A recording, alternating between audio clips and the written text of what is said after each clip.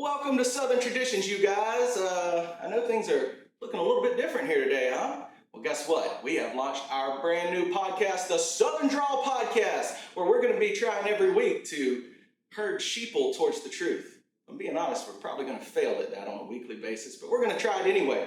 Who are we? Well, you know what? We're a bunch of Southern people that want to spread out into the world a little bit about who we are, what we do, how we live, why we live the way we do, why we believe the things we believe, why we stand for the things we stand for. We hope you'll stand with us while we go through this new journey.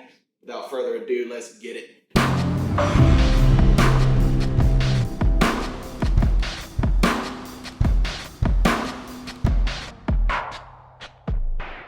Guys, we are glad you're here. We're glad you've joined us. Look, we've been trying to get this podcast off the ground for a long time now. It's been months we've been talking about it. We have had every single possible roadblock imaginable keep us from doing this. There has been so much news in 2024 that we have just been dying to talk about. And every step of the way, we've been roadblocked. People say, well, why now? I think it goes without saying that this past Saturday, it left us with no choice but to push this thing out. What happened on Saturday? Saturday, July 13th. Well, the left irrefutably presented themselves as the number one most dangerous threat to our way of life as Americans, to our freedoms, to our safety, to our choice and our right to choose who leads our country. And some say, well, you can't blame the left. You can't blame the left. I disagree, and I'm going to tell you why. It has been years of sitting back, listening to the left call for the death of our chosen candidate. It's been years of listening to The View talk about homosexual eradication at the hands of Trump. It's been years of listening to Rachel Maddow talk about Trump's death squads that he's going to bring out into the world and do away with all those who oppose him. We all remember when this first started way back in 2016 when that half-ass B-rated Kathy Griffin held up a severed, bloody head of our president and mocked and laughed as if his death would have been a great thing for our nation. It's been rap stars, it's been celebrities of all kinds, it's been rock stars, it's been actors, it's been politicians who have been calling for the death of this man. And now that it almost happened, they got their wish. They finally inspired some radical out there to go out and try to take away the choice of 100% of Americans' voters, to take away your right to choose who you want to be your president. You have the right to stand against Donald J. Trump. You can. Do it. Vote against him in November. You don't have the right to take that choice away from the rest of us. Now that it's happened, all the left are coming out of the woodwork to try to save face. Save face? How do you save face? Well, violence has no place in the political processes of the United States. Well, how do you say that when you've been begging for it? Some of you aren't even trying to cover up that you've been begging for it for years. There's a good many of you out there that are lamenting Trump's survival, lamenting the fact that this shooter missed. TikTok leftist loser, who I will not mention, but you've probably seen, decided to tell us that all he had was one job and he missed. Oh, we were so close to eliminating half the problem in this nation. What's the other half? You try to take away the rights of all these people in an instant, by snuffing out our only choice, snuffing out our hope, snuffing out our direction, killing off our beliefs. We're Americans now. Don't we have the right to choose? Don't we have the right to go to a rally peacefully and not be shot at? Didn't that retired firefighter who was protecting his family like a true hero have the right to leave there that day and celebrate the wonderful day he had with his family at a Trump rally? Something he was so proud to be at? You guys talk about peace. You talk about equality. You talk about how Trump's this evil, horrible thing that's going to bring about the end of the world and all this violence and all this chaos and destruction of America. The only thing I see is the left being violent. The only thing I see is the left taking a shot at a president missing, getting upset because they missed. Only thing I see is the left took the life of an innocent man the other day. And they're all celebrating online that this cowardice little nobody had the balls to get up there and take the shot. So this lamenting of Trump's survival continues through the hashtags on X, hashtags like BB gun and false flag and you missed, you only had one job. Guys, come on.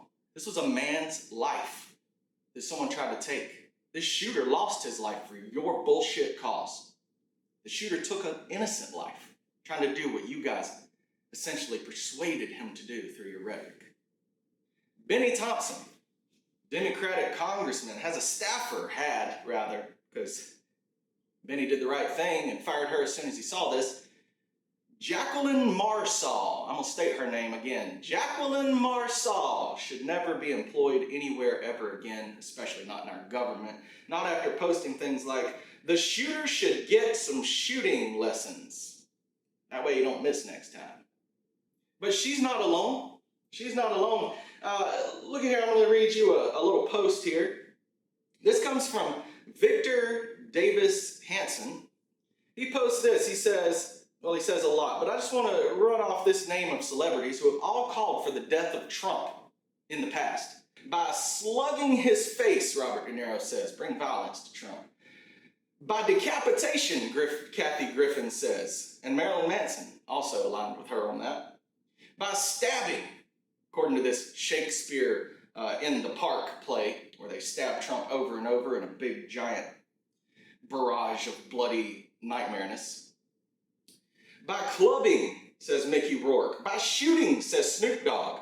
By poisoning, says Anthony Bourdain. By bounty killing, says George Lopez. By carry-on eating his corpse, says Pearl Jam. By suffocating, says Larry Wilmore. By blowing him up, says Madonna and Moby. By throwing him over a cliff, says Rosie O'Donnell. Just by generic killing him, says Johnny Depp and Big Sean. Or by martyring him, Reid Hoffman, the co-founder of LinkedIn. But aside from all of this begging for Trump's death, there has been a lot of leftists trying to just wash their hands of this altogether. There's been many ways they've tried to do this. The Biden administration is my favorite. Let's just pull all the campaigning ads where we have literally called for this man to be destroyed because he's the most evil person in creation. We better pull that shit off the internet. So they did. Hey, good on you, Biden. Doesn't make a difference. We've all seen it. We've all heard you say these things. Kamala was just out the other day talking about how Donald Trump incites hate. Now, I don't think he incites hate. The left incites hate. We're seeing that. We're seeing that in plain view. I don't know who you're trying to convince here, but it's falling on deaf ears. Washington Post comes out. Washington Post decides that, well, they're going to blame Trump. But Trump's the reason. It's the righties. Look at them. They're crazy. They're crazy righties. There's a reason this happened. Atlantic wants to come out and blame Donald Trump as well. Donald Trump must be the problem. This is probably his doing. He caused this. He brought this on himself. Axios, just another one. And CNN, I can't believe Donald Trump gets up and starts yelling, fight, fight. This man just got shot in the face. Were you not paying attention? No, you obviously weren't paying attention. That was really obvious in all of your reporting. MSNBC, CNN, on and on and on. Loud bangs. Trump rally interrupted by Secret Service after Trump falls. Secret Service interrupts Trump rally. Loud noises heard during Trump. Guys, anybody watching this live knew what was happening. At least call it what it is. At least acknowledge that it appeared someone took a shot at Trump. You don't want to say that because you don't want this man to be glorified anymore. He's not being glorified.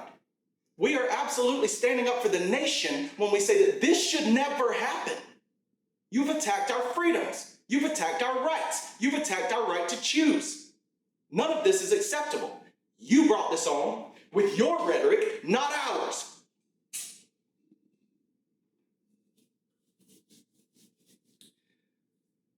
With that being said, there's other people to blame here. The Secret Service. Well, I gotta say, Secret Service, I don't know how you screwed this one up.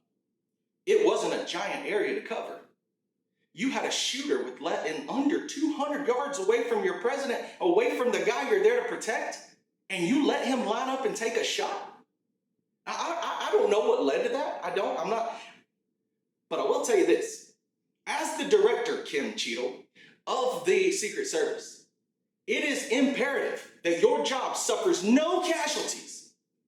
You allowed a presidential candidate to be injured because of your incompetence, and you're filling up his detail with people that weren't capable of protecting him. That is on you solely.